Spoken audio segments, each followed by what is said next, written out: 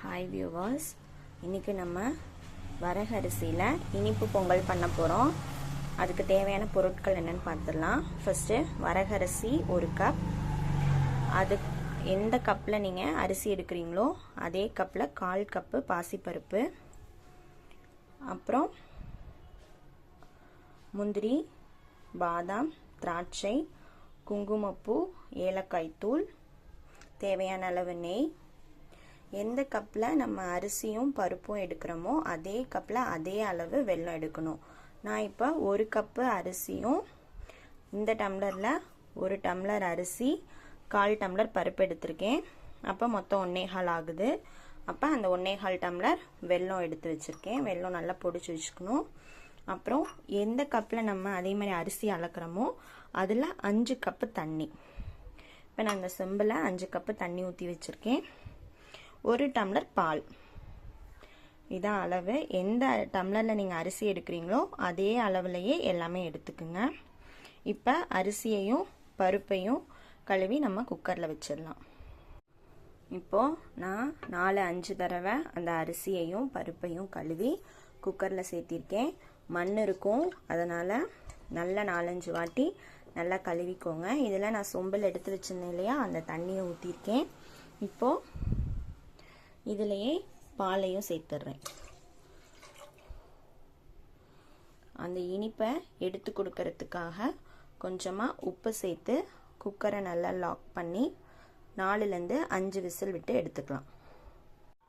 இப்போது இதில் ஒரே ஒரு பிஞ்ச் அளவு கல்லுப்பு சேர்த்துட்டு நான் இப்போது குக்கரை லாக் பண்ணியிருக்கேன். ஏன் இத்தினோண்டு அரிசிக்கு இவ்வளோ பெரிய குக்கர் வச்சுருக்கேன்னா, பொங்கி பொங்கி கீழே ஊற்றி அடுப்பெல்லாம் வீணாயிடும். அதுக்காக தான் நான் பெரிய குக்கர் வச்சுருக்கேன். இப்போ 4 விசில் வரட்டும், வெயிட் பண்ணலாம். குக்கர் விசில் வர்றதுக்குள்ளே நம்ம வெள்ளைப்பாகு காய்ச்சி எடுத்துக்கலாம். அந்த 1.25 கப் வெல்லத்துக்கு ஒரு 1/4 டம்ளர், அதாவது இந்த வெல்லம் நனையிற அளவுக்கு தண்ணி சேர்த்திக்கலாம். வெல்லம் நல்லா கரைஞ்சா போதும்.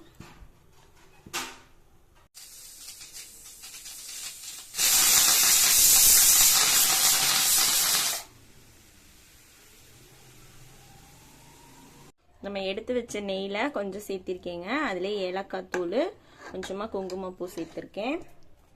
இங்கே நெய் சூடாயிடுச்சு. இதில் நம்ம எடுத்து வச்ச நட்ஸ் எல்லாம் போட்டு வறுத்துக்கலாம். நம்ம பொடிச்சு வச்சதெல்லாம் இதில் சேர்த்திக்கலாம்.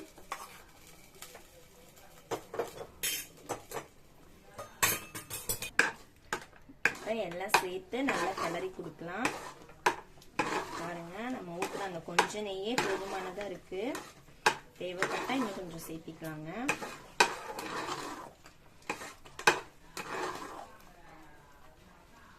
பாருங்க, நல்லா கொதிக்குது.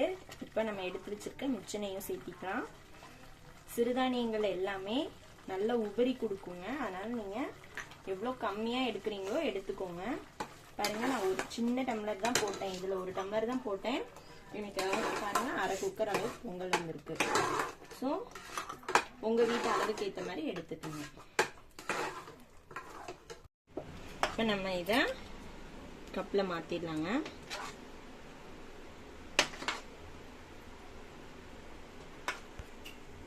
இப்போ இதில் இன்னும் கொஞ்சம் நெய் வச்சுக்கலாம்.